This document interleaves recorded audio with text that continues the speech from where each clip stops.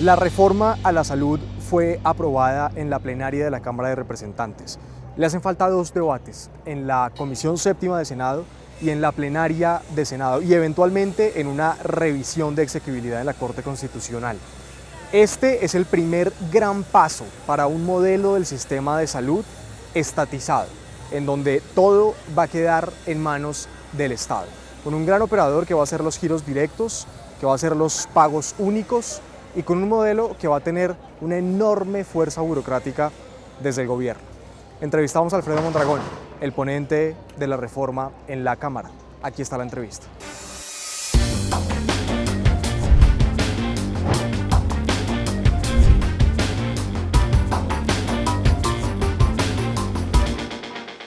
Representante Alfredo Mondragón, ponente de la reforma a la salud, bienvenido a Noticias de RCN, gracias por esta entrevista. Con todo gusto, gracias por la invitación. Bueno, se acaba de aprobar la reforma y quisimos comenzar esta entrevista en la Corte Constitucional. Quiero empezar con esa pregunta. ¿Usted teme de que la reforma o algunos artículos de la reforma puedan caerse en la revisión de la Corte? ¿Usted no tiene ningún problema con eso? Mira, esas discusiones hay que dejárselas a los magistrados.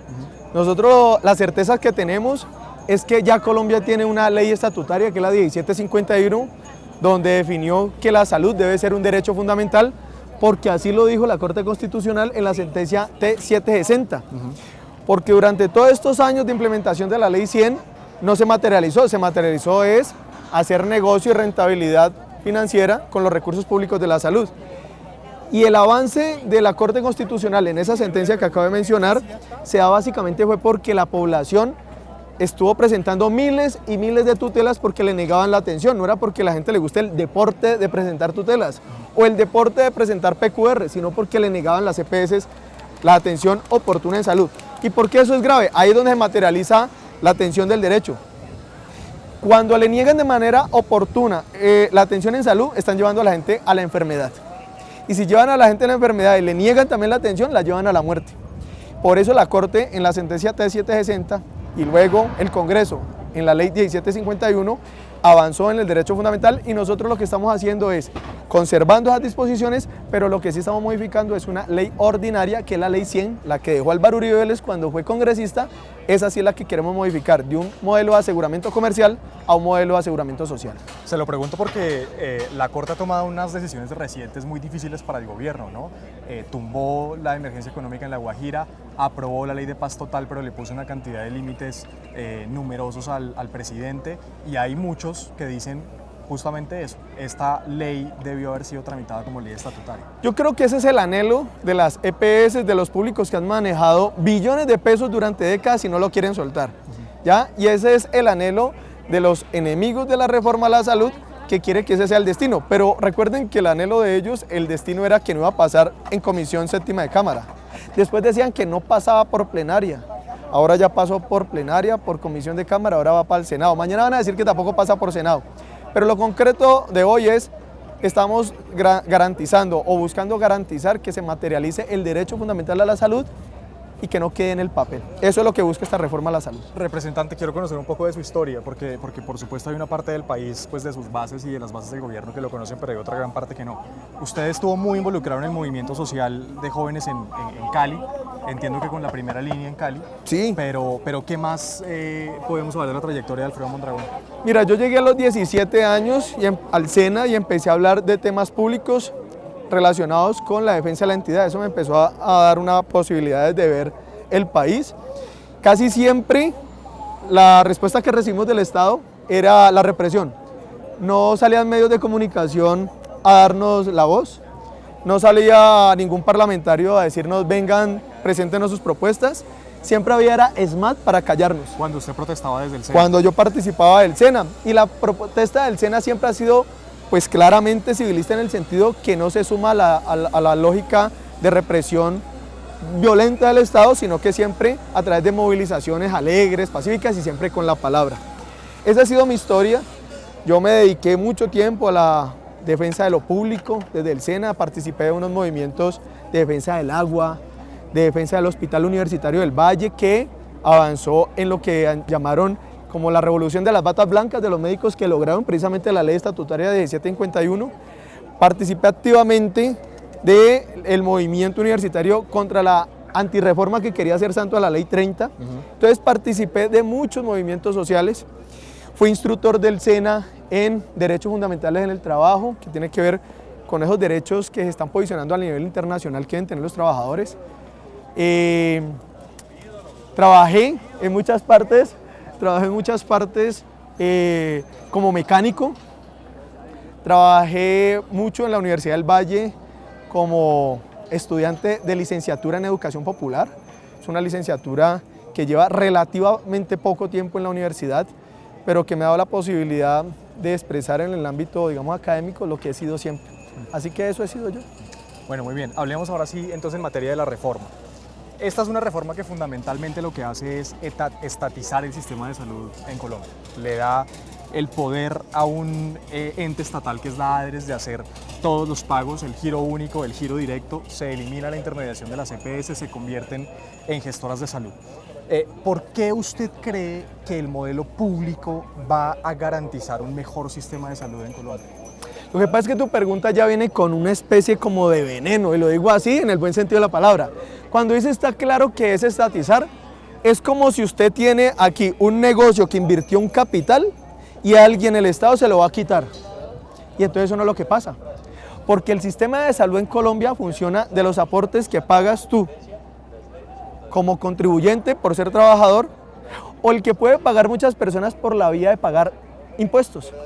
Entonces en ningún momento es un privado presentando un capital y que tiene un capital y que se lo va a expropiar un sector público, sino que el sistema de salud en Colombia está financiado por la ciudadanía, por los ingresos públicos.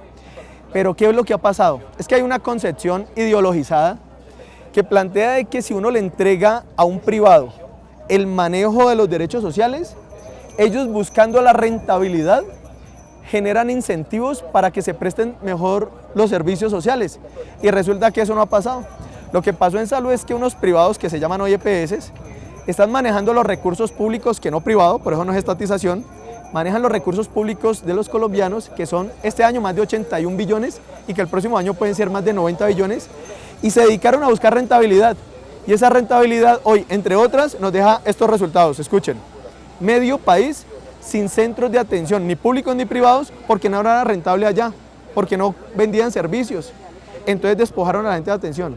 300 municipios sin unas salas de parto, cuando la razón de mortalidad materna es uno de los grandes indicadores internacionales de la calidad de los sistemas de salud.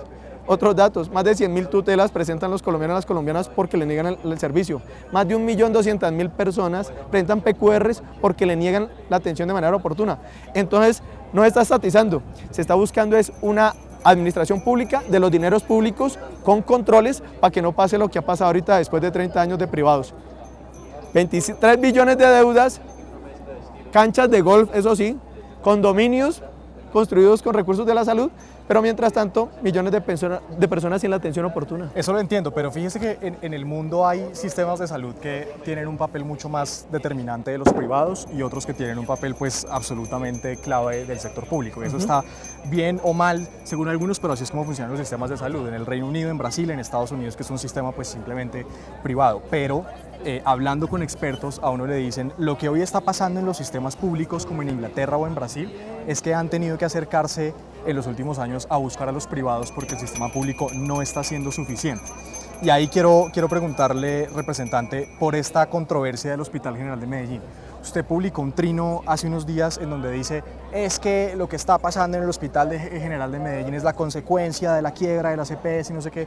Y resulta que cuando uno habla con las personas conocedoras del tema le dicen, mire, la principal EPS que es la generadora del caos del Hospital General de Medellín es Sabia Salud, que es de la alcaldía y de la gobernación, que fue intervenida por el gobierno y que le debe una cantidad de plata al Hospital General de Medellín justamente por hechos de corrupción. Y esa EPS es prácticamente pública. ¿Por qué se presume que eso no va a pasar en el modelo que ustedes acaban de aprobar? Mira, lo que pasa es que cuando tú dices que los que saben de salud, pues los que saben de salud como unos exministros estuvieron dirigiendo la política de salud cuando estaban acumulándose deudas no solamente con el Hospital de Medellín, sino con buena parte de la red pública y con clínicas privadas, y parece que tienen se les pierde como, ¿cierto? Como la memoria. No, y tiene razón. Parece que hay amnesia selectiva, ¿no? Y como que, o hay memoria selectiva. Entonces resulta que la superintendencia no lleva ni 6 meses de intervenida la IPS y ahora resulta que los males de las deudas de ese hospital son a la superintendencia, que lleva apenas unos meses, cuando son deudas que llevan incluso algunos años. Entonces lo que yo creo es que a veces de manera un poco acomodada le han dicho al país que la corrupción es en lo público. No, el país tiene que saber, cuando roban en lo privado, ¿qué es? Es robo concreto en los privados. Cuando roban en lo público le llaman corrupción porque es un vínculo entre agentes que están en autoridades públicas y privados, porque es un acto de apropiarse un privado de lo público, lo que es de todos. Entonces siempre hay un vínculo en la corrupción de lo público y lo privado. Pero ese vínculo en lo público y lo privado puede estar en varios escenarios. Por ejemplo, no es mentira que muchos mandatarios locales se han prestado para que hagan desfalcos al erario público, pero además han dominado con EPS acuerdos para terminar desfalcando los recursos de la salud. De tal manera que esto no es... ¿Mandatarios? Claro, eso han salido muchos ejemplos. Presidentes. Muchos, no, y también gobiernos locales. Gobiernos locales. Claro, pero por ejemplo, dígame usted una cosa, ¿cómo usted piensa que cuando usted le entrega hoy, la ley 1122 en el artículo 13 plantea que a las EPS le entregan el 100% anticipado de los recursos de la salud, se lo entregan a las EPS? ¿Qué tiene que hacer las EPS? Con los afiliados que tiene, pagarle a las clínicas o los hospitales que le atienden sus afiliados. Y resulta que hoy, después de que le han entregado anticipadamente los recursos, le debe más de 23 billones de pesos a los prestadores cuando le entregaron la plata anticipadamente. Y todo ese tipo de andamiaje ha facilitado para que alcaldes y gobernadores puedan terminar participando de obras funestas contra el bien público, pero también con privados. Pero lo que es cierto hoy es que además de las responsabilidades que pueden tener razón, que tengan esos mandatarios locales, pues también hay un diseño institucional que se los facilita. Pero yo les digo una cosa, si es per se que esa responsabilidad de los alcaldes y los gobernadores, lo que están induciendo es que entonces el alcalde electo Galán es un potencial corrupto porque manejaría las responsabilidades de autoridad territorial. Entonces el doctor Eder es un potencial corrupto en Cali porque quedó alcalde para manejar los recursos de la salud. Es decir, Federico Gutiérrez es un potencial corrupto, es un corrupto porque manejaría los recursos, o no los recursos, porque en este mercado no manejan los recursos, manejarían la política, digamos, sanitaria de la ciudad. No, es una función que le da la constitución política. Entonces yo creo que en eso hay que ir como afinando. Le entiendo su crítica a la visión centralista del país, pero entonces si quiere entremos al Congreso y ya le pregunto sobre el giro directo y sobre otras perfecto, de una, vamos para eso. Representante, giro directo. Entonces, usted lo que nos dice es, pues, ¿por qué hay que creer que los hospitales públicos o los hospitales privados, porque les giran directamente desde la ADRES y de forma inmediata, porque esa es la otra gran almendra de esta reforma, y es que eliminan las autorizaciones, se van a robar esa plata? Pero hay casos que hay que traer a colación en Colombia, como el cartel de la hemofilia. Se inventan pacientes, incluso pacientes que están muertos, para justificar pagos desde las EPS, y eso hace parte de la historia de corrupción del sistema de salud. ¿Por qué no va a pasar eso con este modelo? Pues mira que tienes información imprecisa. Si vas a las funciones de las gestoras, encontrarás que en la lógica de construir sobre lo construido, las gestoras van a asumir las auditorías. Están en el numeral 18. Y van a asumir auditorías a las cuentas, pero también van a ser concurrentes. Entonces eso que te contaron de que no dan auditorías, bórrelo de su mente y se va a dar cuenta. Y yo le digo a la ciudadanía, mejor dicho, vayan y lean para que no sean como JP. Lo que pasa es que, espéreme, lo controverto ahí. Claro que va a haber auditorías y va a haber además auditorías aleatorias, pero ustedes aprobaron un artículo que dice que hasta el 85% de los recursos se pueden girar en los primeros 30 días sin auditorías inmediatas. Entonces, lo que le quiero preguntar es, ¿cómo se va a garantizar que no suceda en Colombia lo del cartel de la hemofilia? Superemos el mito de que se va a pagar sin auditorías. Hoy, ¿cómo funciona? A las EPS le giran anticipado el 100% de los recursos de la UPC. ¿Ya? Y las EPS son parte, juez y testigo, porque ellas se autohacen las auditorías y solamente reportan. Es decir, ellas mismas dicen qué fue lo que gastaron. Así es muy fácil, ¿cierto? Nadie les hace control.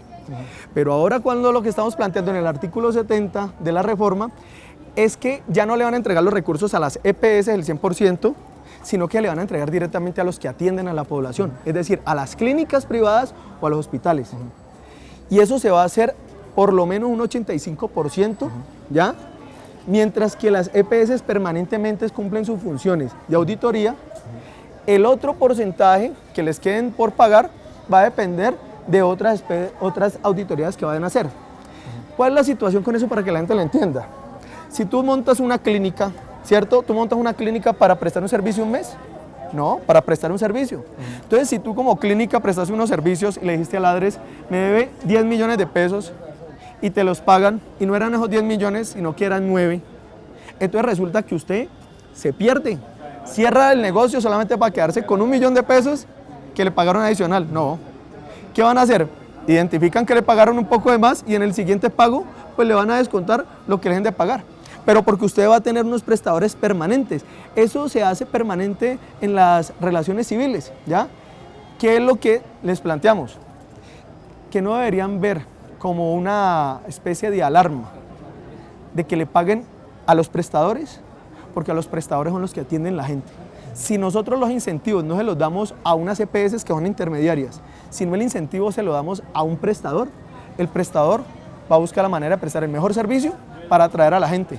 Porque lo que va a pasar con este sistema, si logramos aprobarlo en Senado, es que la gente va a decidir a dónde quiere que lo atiendan.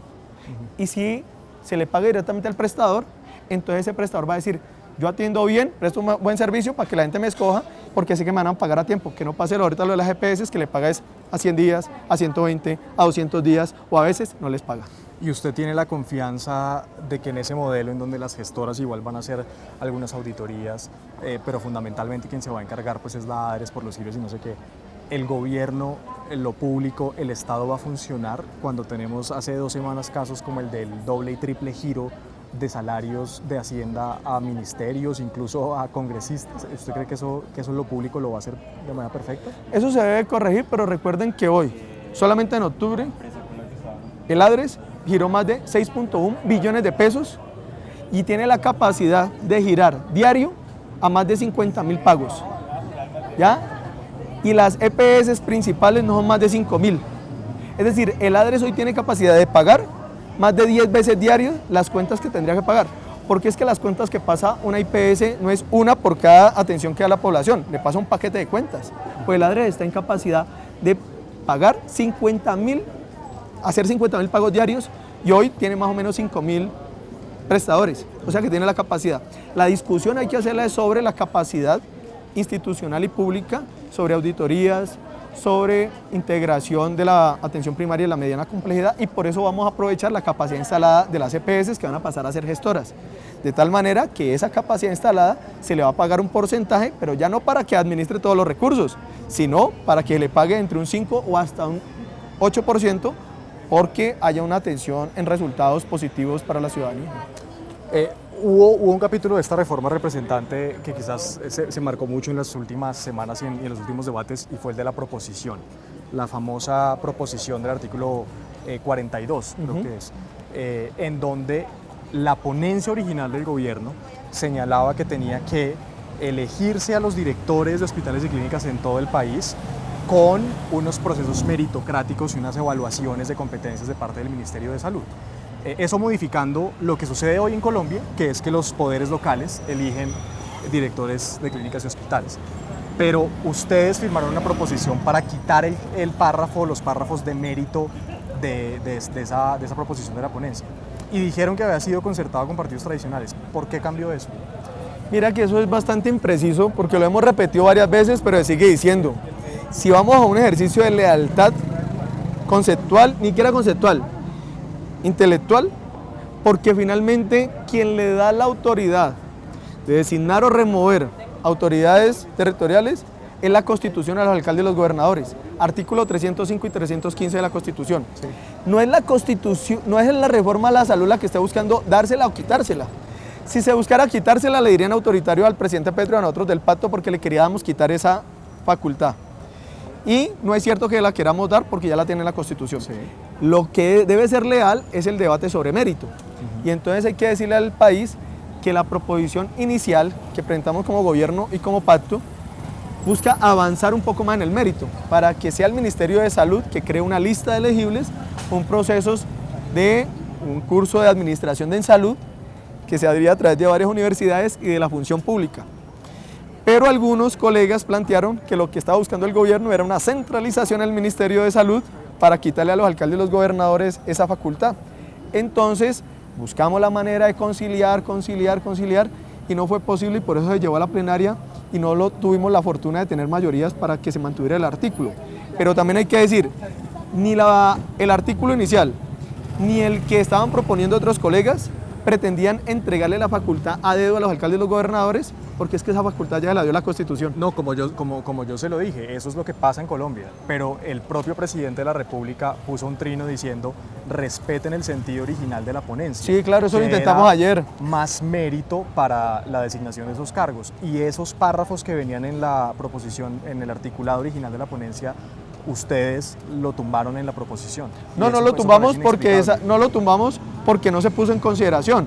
Por el contrario, ayer ratificamos y sustenté la necesidad de mantener el artículo, ¿ya?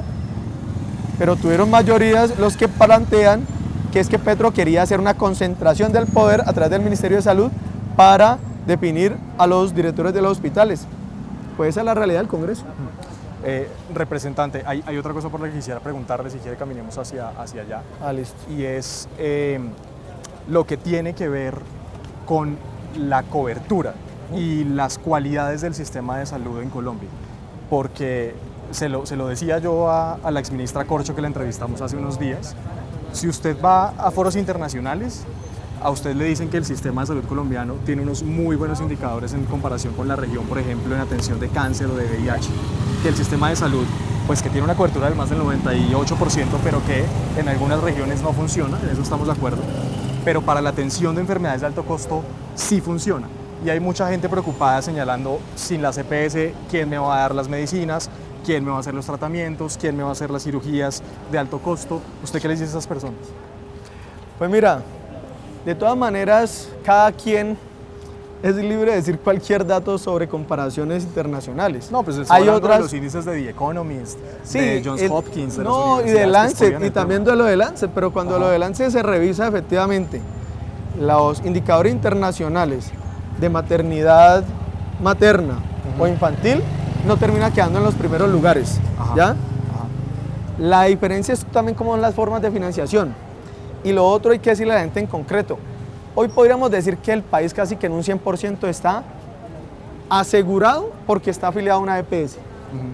Pero el aseguramiento no es que usted en una pantalla o en un formato diga que aparece como afiliado a una EPS, sino que cuando usted tiene una necesidad de atención en salud lo atiendan. Ese es el aseguramiento. Que a usted no lo lleven a la enfermedad, sino que lo atiendan antes para poder de que no llegue a la enfermedad. Y si llega a la enfermedad, no lo lleven a la muerte si es evitable.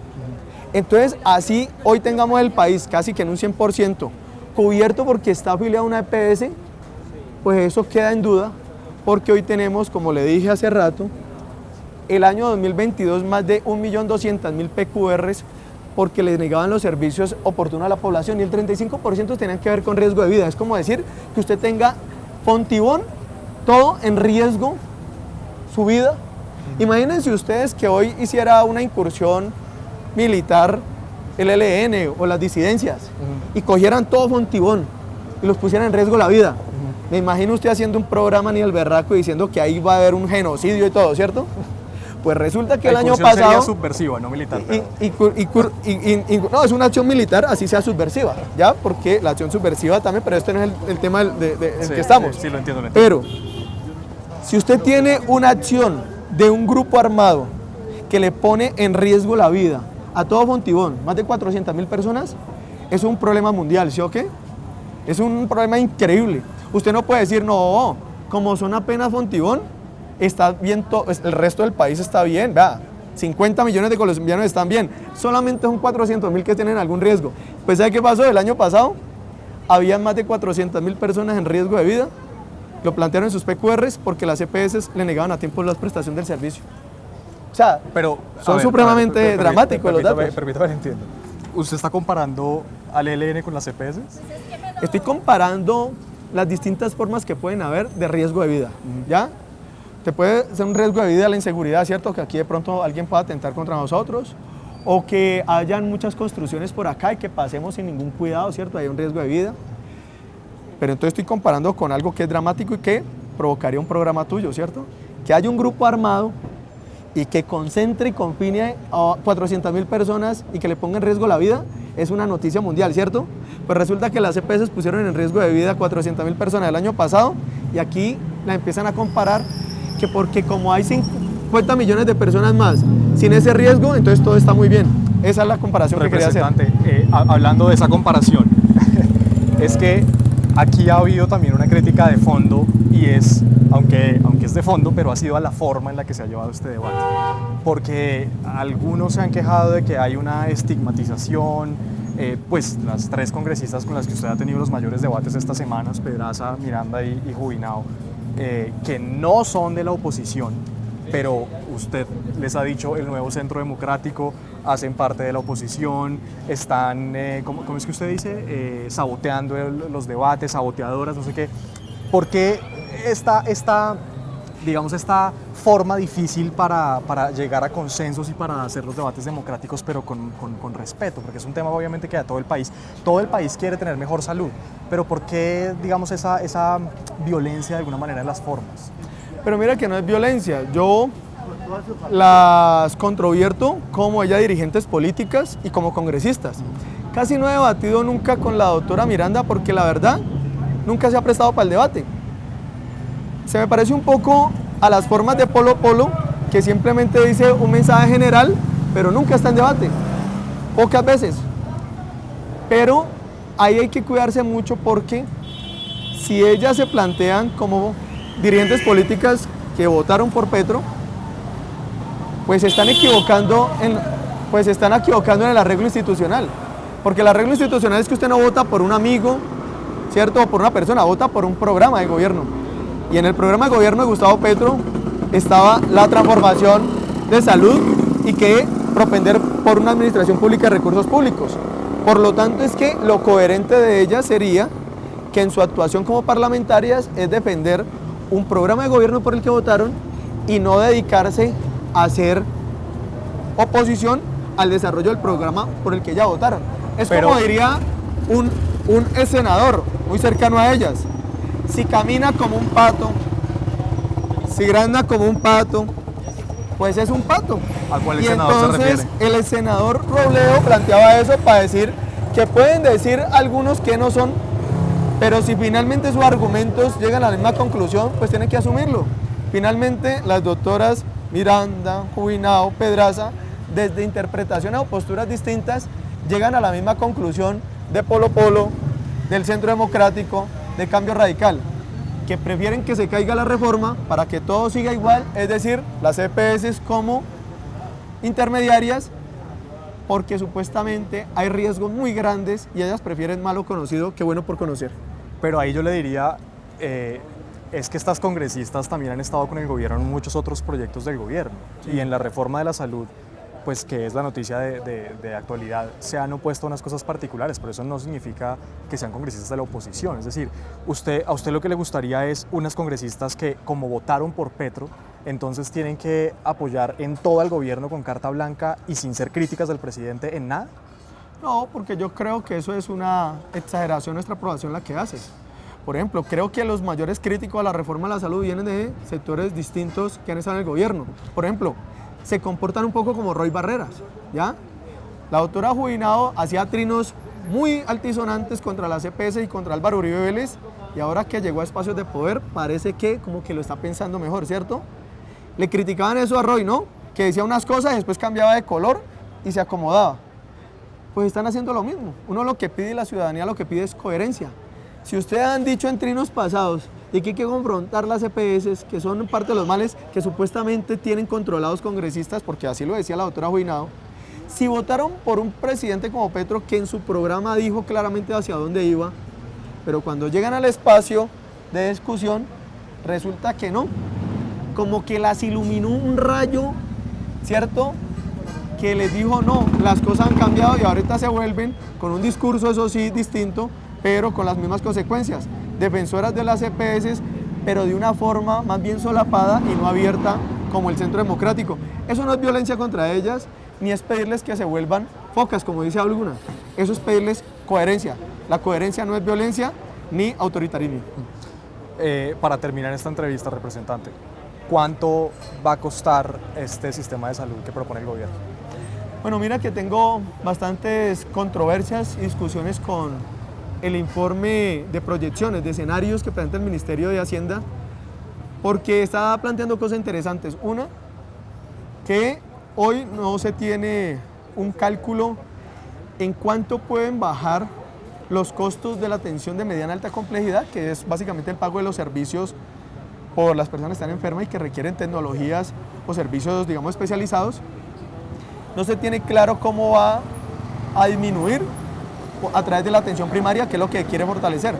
Cuando usted a través de la atención primaria impide que la gente llegue a la enfermedad, también está impidiendo que lleguen a causar esos costos de enfermedad.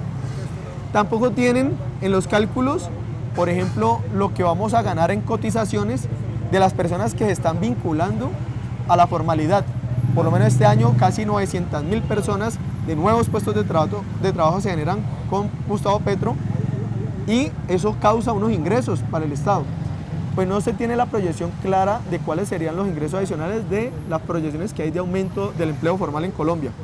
Pero también hay que precisar, entre las proyecciones que ellos hacen, las responsabilidades fiscales que generaría,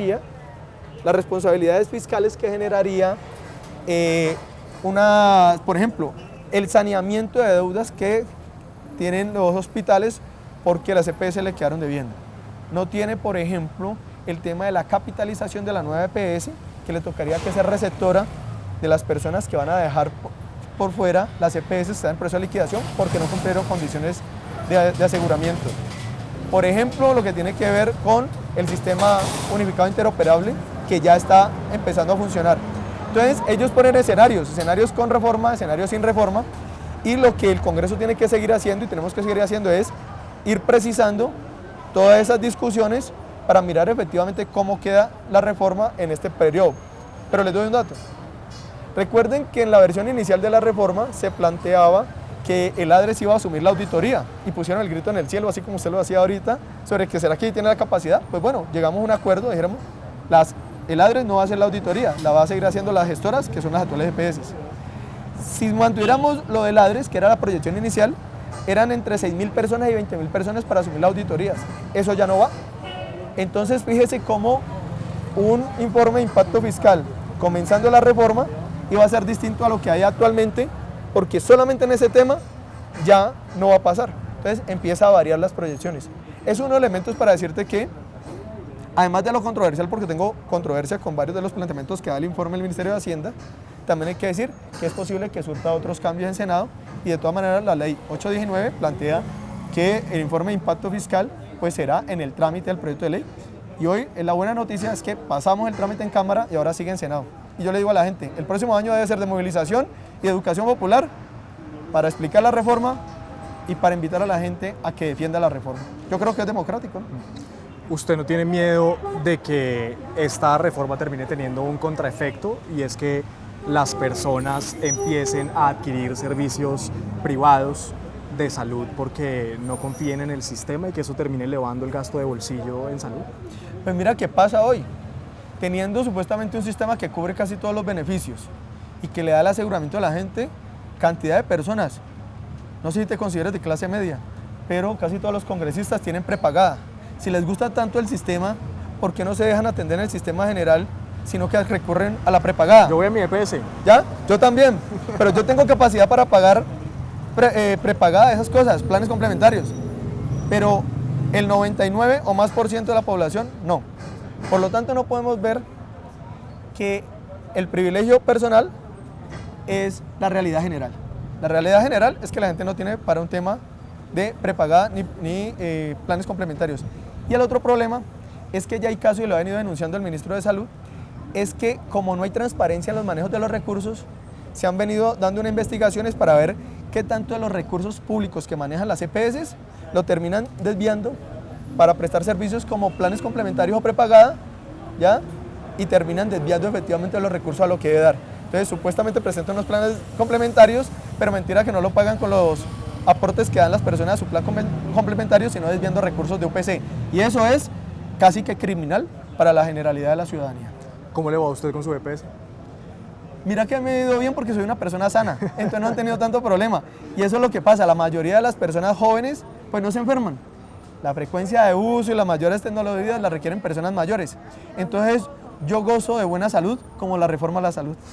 Gracias, representante Alfredo Mondragón, por esta entrevista en Noticias RCN. Bueno, hermano, yo creí que me va a preguntar por lo de la prima.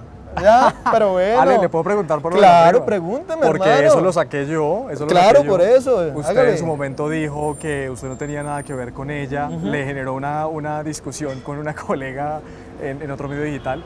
Pero la verdad es que sí sorprende que a su prima le haya ido tan bien con tan poca experiencia con contratos públicos, ¿no? Claro. 4 contratos el año pasado, por más de 100 millones. ¿Usted qué respondía a eso? Otra vez. Pues que si eso fuera cierto de lo de mi prima, yo le tendría que haber conseguido empleo a mis hermanas que han estado sin empleo. Le tendría que haber conseguido empleo a muchos de mis compañeros que han estado en la militancia política y que hoy no tienen empleo. No tiene sentido que yo le busque empleo a una prima con la que no tengo relación y no le encuentre a las personas más cercanas, ¿cierto? No tiene ningún sentido. Pero tampoco tiene sentido que supuestamente una alcaldesa que a usted le gusta mucho, Claudia López, le esté dando contratos a mi prima cuando yo soy opositor de Claudia López. Eso nomás se lo crea usted, Vicky Dávila, y ojalá lo sabe que no. Ese estudio suyo solamente lo cree Vicky Dávila y JP. Pero yo creo que eso se cae fácil. Por eso es lo único Venga, que pero tratan de sacarme. ¿Usted por qué presume que a mí me gusta Claudia López? ¿Cómo? ¿Por qué presume que me gusta Claudia López? Porque aunque ahorita lo pone en duda, hablan parecido. Hablan parecido. Gracias, representante, Bueno, por esta hermano, mucho entrevista. gusto, todo bien, Está estamos muy bien. hablando.